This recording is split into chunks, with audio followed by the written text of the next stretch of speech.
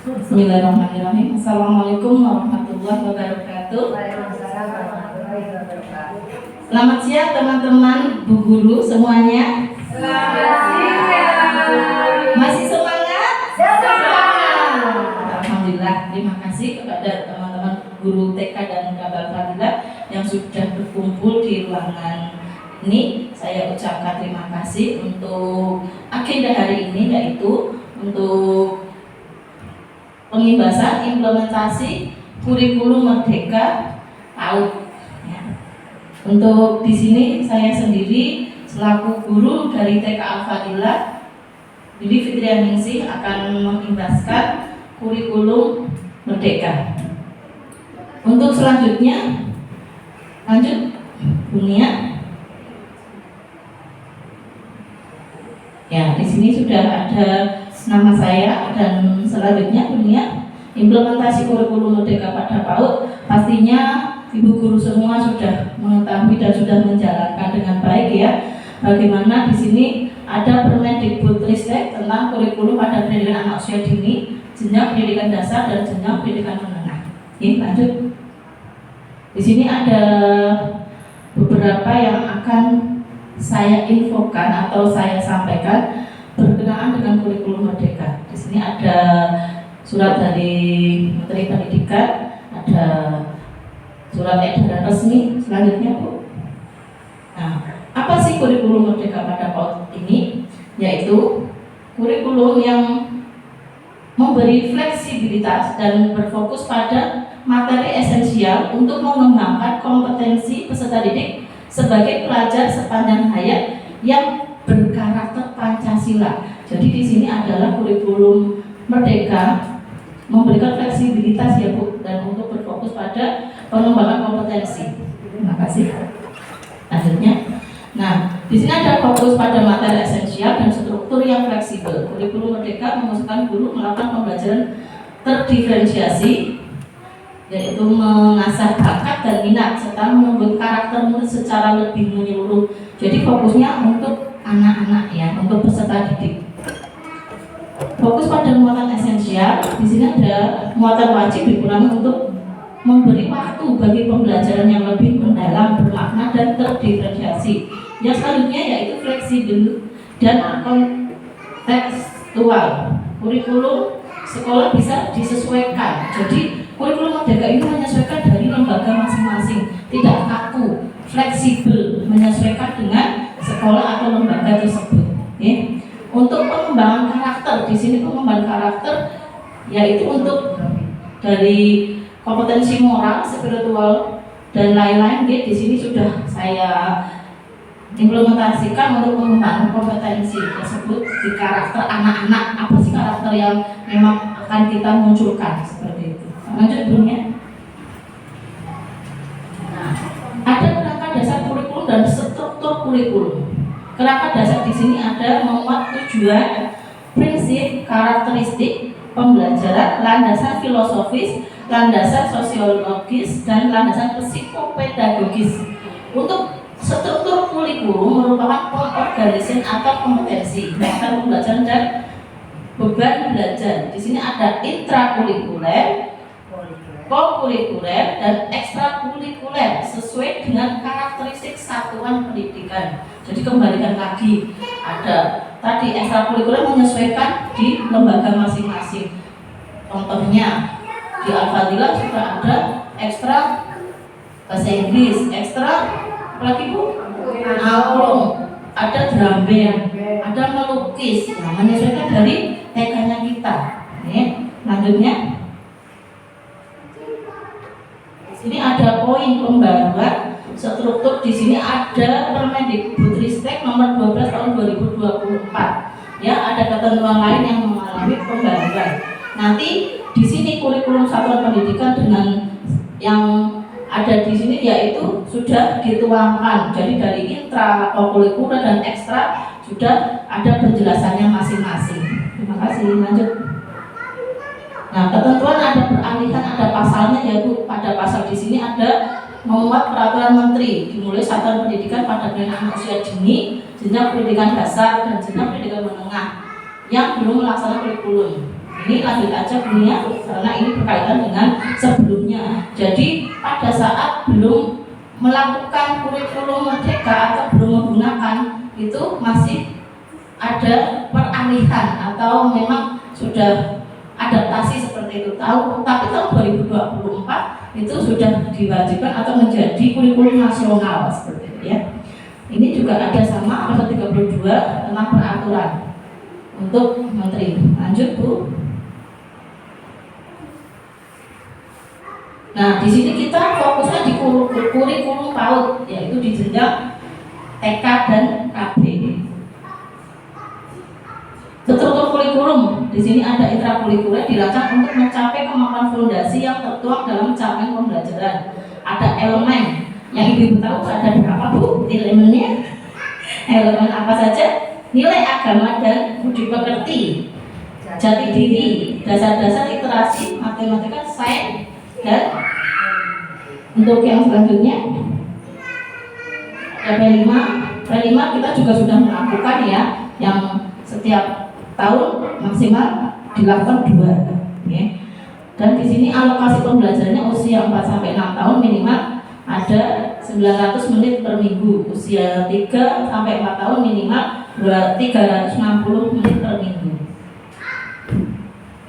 Rasionalitas capaian pembelajaran yang pertama, memberikan lebih banyak ruang kemerdekaan bagi satuan PAUD untuk menetapkan kebutuhan pengajaran dan pembelajaran.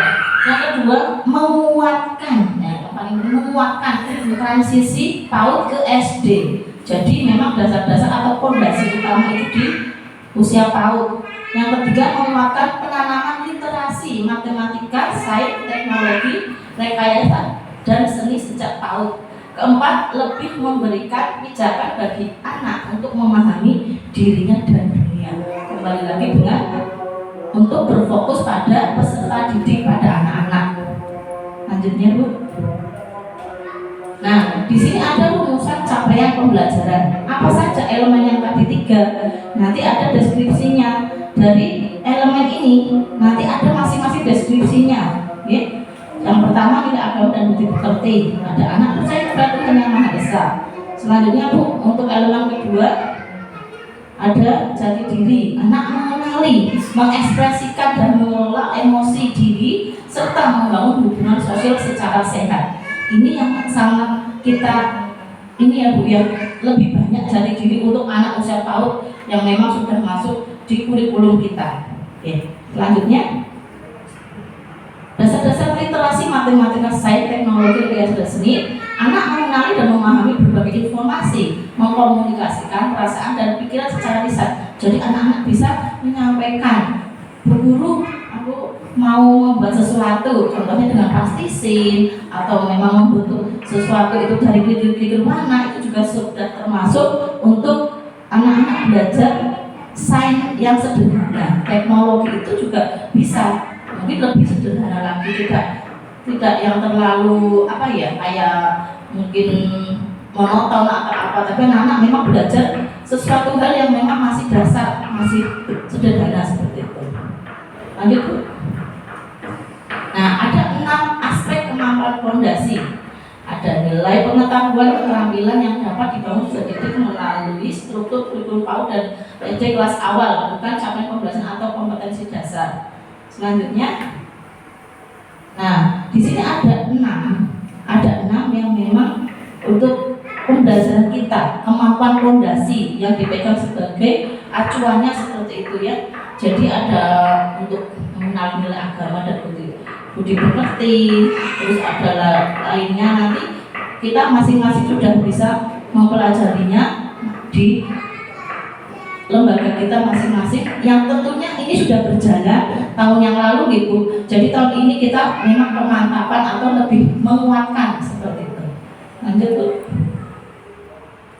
Nah, di sini sudah ada keterangannya atau untuk bagaimana sih nilai pengetahuan dan keterampilan yang dibangun. Yang satu, mengenal nilai agama dan budi pekerti. Tadi sudah disampaikan kalau untuk di nilai-nilai agama apa saja, anak mengenali nama Tuhannya serta simbol keagamaan. Karena di sini memang kurikulum merdeka itu kan tidak hanya fokus satu agama. Jadi agama yang diakui di Indonesia itu memang anak-anak harus mengenali, entah itu Kristen atau Katolik atau Hindu juga mengenal agamanya masing-masing. Kalau kita Muslim ya mengenal Allah seperti itu. Untuk mengenal kematangan emosi, anak-anak mengelola emosi dengan rasa positif mengenai dirinya. Kesadaran dirinya adalah bagian dari komunitas sekolah. Nah, kematangan emosi contohnya bagaimana? Anak-anak mau ditinggal oleh orang tuanya, jadi belajar dengan guru di sekolah, dia tidak serta-merta ibunya harus di dalam kelas ikut sekolah, tidak seperti itu, karena memang sudah kematangan sekolah usia di PAUD itu untuk anak-anak belajar mandiri dan lepas dari orang tua, belajarnya dengan guru seperti itu. Untuk keterampilan sosial dan bahasa yang memadai di sini ada kesadaran menghargai sesama dan kemampuan anak berempati. Contohnya bagaimana? Ada temannya yang jatuh, anak diajari untuk bisa menolong temannya. Ada temannya yang memang belum bisa membuka kotak makan, anak bisa diajari lagi berempati membukakan makanan seperti itu. Pemaknaan terhadap belajar yang positif, mampu melihat belajar sebagai pengalaman yang menyenangkan. Di PAUD itu memang kita sebagai guru memang anak-anak paling utama adalah belajar dengan menyenangkan. Menyenangkannya bagaimana? Dia itu happy. Pembelajaran di kelas dengan pembelajaran yang memang berpusat pada anak didik kita. Gitu. Lanjutnya Bu, untuk 5 dan 6. Nah, di sini ada pengembangan keterampilan motorik dan perawatan diri, kepemilikan kemampuan motorik kasar maupun motorik halus. Di sini ada motorik kasar, anak-anak berlari, bermain di halaman. Motorik halusnya itu anak-anak bisa memegang atau menjemput benda-benda, bisa memindahkan benda atau memegang pensil, menggulung-gulungkan kertas, meremas-remas kertas seperti itu ya. Untuk pengetahuan kognitif di sini ada kreativitas dan kemampuan literasi dan pra-matematika. Matematika di sini bukan untuk langsung anak-anak memang menulis 1 sampai 10, tapi bisa menggunakan lospat. Lospat itu bisa dengan kerikil-kerikil, dengan untuk ngaci warna-warni yang anak lebih senang, atau mungkin dengan yang tutup botol warna-warni seperti itu. Yang kita sudah lakukan itu sudah bagus ya ibu-ibu semuanya. Jadi kreativitas di sini contohnya anak-anak bisa membuat tadi angka dengan kerikil warna, itu sudah masuk kreativitas belum? Sudah ya. Jadi sudah bisa membentuk atau memilah-milah warna merah, warna kuning. Anak sudah berkreasi seperti itu. Oke. Jadi selanjutnya di sini ada pemetaan kemampuan fondasi dalam struktur pembelajaran PAUD dan SD kelas awal. Tetapi nanti kalau untuk yang mau mengenal lingkungan alam, mengenai agama, di sini juga sudah dibedakan ya, dibangun di PAUD atau dibangun di SD seperti itu. Oke. Jadi kita juga perlu untuk bisa memberikan motivasi atau semangat anak-anak bahwa di PAUD itu atau di TK itu menyenangkan. Nanti di SD saat peralihan transisi ke kelas 1 juga anak-anak belajar yang memang masih menyenangkan seperti itu. Oke? Ada kematangan emosi dan lain-lain. Lanjutnya Bu. Nah, di sini masih pemaknaan terhadap belajar yang positif dan lain-lain. Oke, ini mungkin alurnya lebih banyak ya Bu ya. Dibangun di PAUD, dibangun di SD awal seperti itu. Ada kerjasama antara guru TK dengan guru SD yang kelas awal. Dan nah, beberapa cara yang dapat digunakan untuk mengurutkan tanggapan kemampuan peserta didik. Di sini ada pengurutan dari yang konkret ke yang abstrak. Metodenya apa saja? Pengurutan dari konten yang konkret, pengurutan deduktif, terus scaffolding. Nah, ini sepertinya lebih banyak ya. Jadi kita pemahamannya itu lebih luas seperti itu. Ini lanjut Bu. Ini dari mudah yang sulit, dari pengurutan hierarki, pengurutan prosedural. Nah, lanjut aja Bu. Ini karena matang-matangan. Oke, ini terima kasih. Untuk asesmen sedikit ya Bu. Ada asesmen kembali Bu. Nah, dibalik dulu kembali. Ada asesmen. Back dulu aja. Enggak ada file sendiri Bu. Iya, keluar poin-poinnya. Sedikit kita akan mengulik tentang asesmen. Nah, ada asesmen Bu. Nah, kita kemarin sudah belajar tentang asesmen Bu. Asesmen di sini yang sudah kita buat apa saja Bu? Hasil karya, checklist, dan anekdot. Boleh kalau memang mau ditambahkan dengan foto berseri, silahkan. Tetapi memang yang perlu diingat itu tidak semua dipakai dalam arti satu waktu. Kita bisa memilih. Dalam minggu pertama kita bisa memilih untuk hasil karya. Untuk minggu kedua kita bisa memilih checklist. Yang penting dalam satu kelas itu memang semuanya mendapatkan gilirannya tadi, kemampuan dan elemen asesmennya masuk seperti itu nih Bu. Lanjut Bu untuk yang lainnya biar agak. Nah di sini kalau pengertian teman-teman atau Bu guru semua dan paham ya, kita sudah melakukan asesmen dan menilai anak-anak nih. Selanjutnya,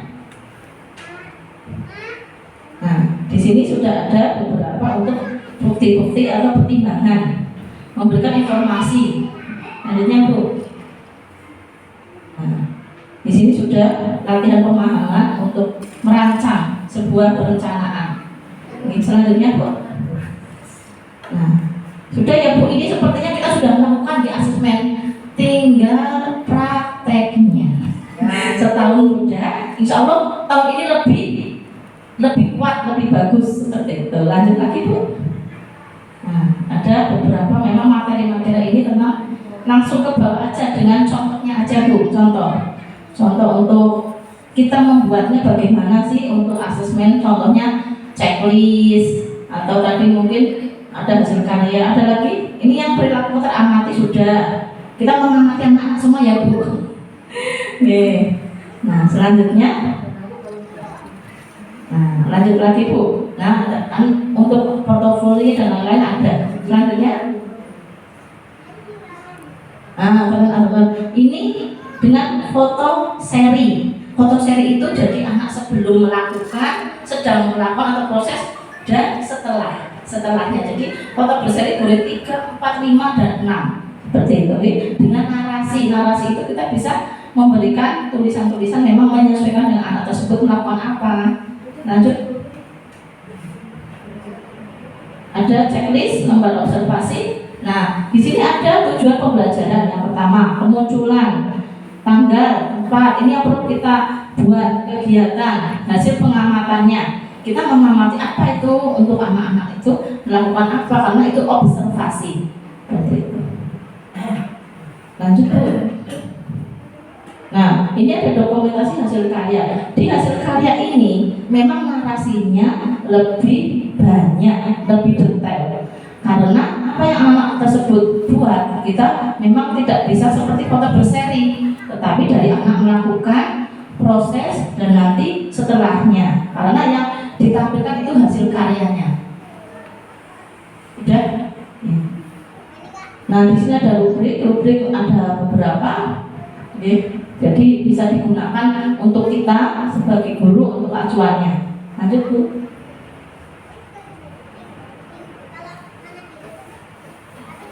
Sudah lanjut aja Bu. Kasus itu berarti ya karena sudah refleksi. Nah, di sini refleksi itu berarti kita sudah melakukan asesmen tersebut.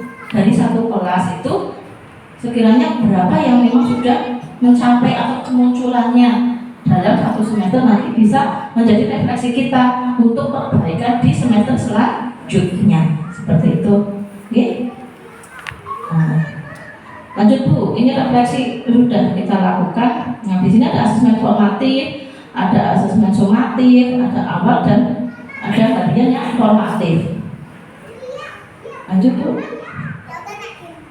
Pengelolaan asesmen menurut fungsinya. Formatif merupakan asesmen yang bertujuan untuk memberikan informasi atau umpan balik bagi pendidik peserta didik untuk memperbaiki proses belajar. Jadi ada umpan balik. Anak-anak melakukan apa, nanti kita memang ada umpan balik melakukan proses itu untuk memperbaiki selanjutnya. Gitu. Nah, di sini ada formatif yang tergolong asesmen formatif, yaitu meliputi asesmen awal dan asesmen harian. Asesmen awal yaitu asesmen di awal pembelajaran. Jadi seperti kemarin kita MPLS ya Bu ya, kan sudah melakukan.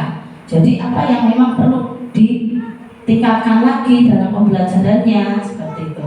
Kalau untuk harian, tadi yang sudah disampaikan ada checklist, ada hasil karya, ada anekdot atau foto berseri. Itu. Nah, di sini sumatif untuk yang dilakukan ada memastikan capaian keseluruhan tujuan pembelajaran. Nah, di sini kalau sumatif itu bagaimana? Yaitu keseluruhannya. Jadi tadi yang sudah saya sampaikan dari satu semester itu sekiranya memang ada 3 atau 4 anak memang memerlukan untuk peningkatan dalam hal pembelajaran, itu perlu nanti diperbaiki di semester selanjutnya. Seperti itu. Oke, lanjut Bu.